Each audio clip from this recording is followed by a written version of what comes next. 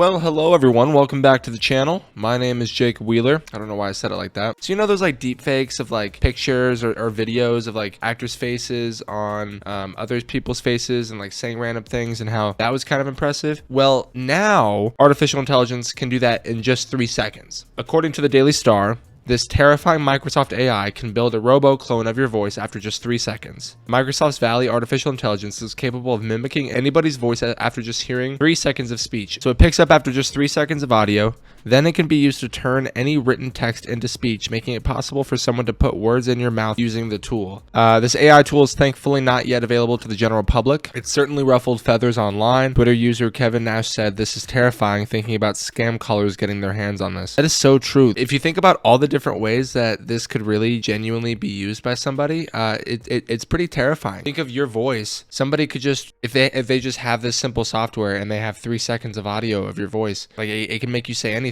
I could imagine something like this is going to cause a lot of controversy, a lot of fake news. You know what I mean? The potential circumstances are endless, to be honest. The tool could prove very useful in a range of contexts, people say.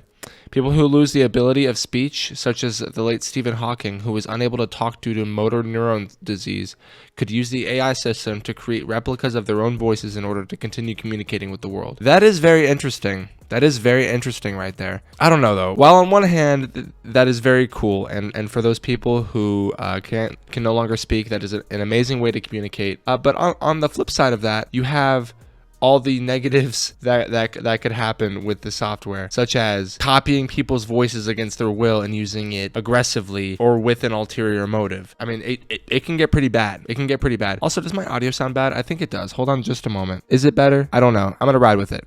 Wait, someone said, wait, so Meta owns Microsoft now? When did this happen? This makes you question the validity of the entire article. Okay, well now I gotta look into this a little more. Whoa, it seems like it is true. On Thursday, Microsoft researchers announced a new text-to-speech AI model called Valley that can closely simulate a person's voice when given 3 seconds of an audio sample. It synthesizes capabilities on an audio library assembled by Meta called Librelite. It contains 60,000 hours of English language speech from more than 7,000 speakers. This isn't even the topic of what I wanted to talk about today. I just kind of fell into a little bit of a hole. It really involved space. We all live our daily lives, and life can get real busy sometimes. Then there's people like me that spend a lot of their time just like reading this stuff anyway. So I'm now that person who can now give you, whoever the fuck is on the other side of this camera, an opportunity to read news headlines about space. I'm in a weird headspace right now. Should I do this video?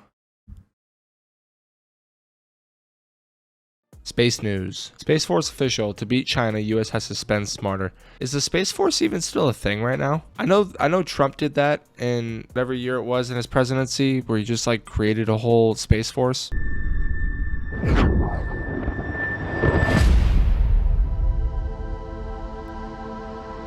Today, space is essential not only to our way of life, it's absolutely critical to the modern way of war. The United States Space Force is responsible for organizing, training, and equipping Guardians to conduct global space operations that enhance the way our joint and coalition forces fight. Yeah, it was established in December 20th, 2019. It's so interesting. What? A Space Force director was investigated for wearing a mankini around colleagues and keeping a case of sex toys in the office, and kept his job. What? A Space Force head analyst kept his job after being investigated for misconduct at work. Andrew Cox, while serving as director... I'm not gonna make the joke. It's there.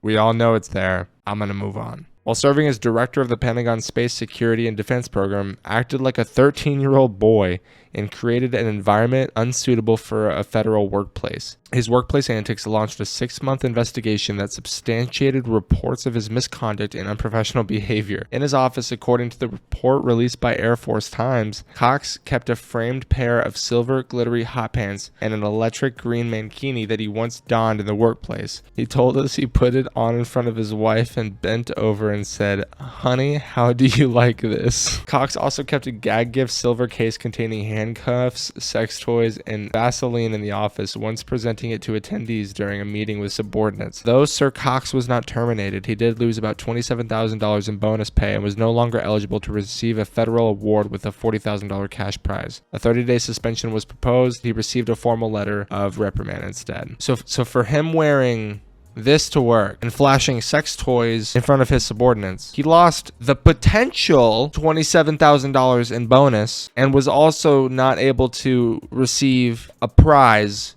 which also would have been $40,000 extra on top of what he makes. He didn't lose any of his actual pay. He received a formal letter of reprimand. So it was just like, hey buddy, don't wear it at work. I'm genuinely confused about this. This video is definitely not what I initially thought it would be. I'm just gonna roll with it and post it and just go with that. But we learned about a few different things today. I feel like we're all better for it. And on that note, I'm gonna get out of here. I hope you all enjoyed the video. Thank you for watching. Feel free to subscribe if you want to see more videos like this in the future. I will catch you next time. Thank you.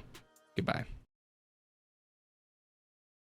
Researchers discovered that Mars may have had the conditions for life before Earth. A new study found that Mars was covered by 300-meter deep oceans. Mars is known for its reddish hue, but it's believed that the planet was once blue and covered in water. The fact that Mars may have had water in the past brings us closer to understanding whether or not the planet could have supported life. According to a recent study from the University of Copenhagen, it is believed that Mars was once covered in a 300-meter deep ocean of water around 4.5 billion years ago. At this time, Mars was bombarded with asteroids filled with ice. It happened in the first 100 million years of the planet's evolution. So yeah, definitely fascinating.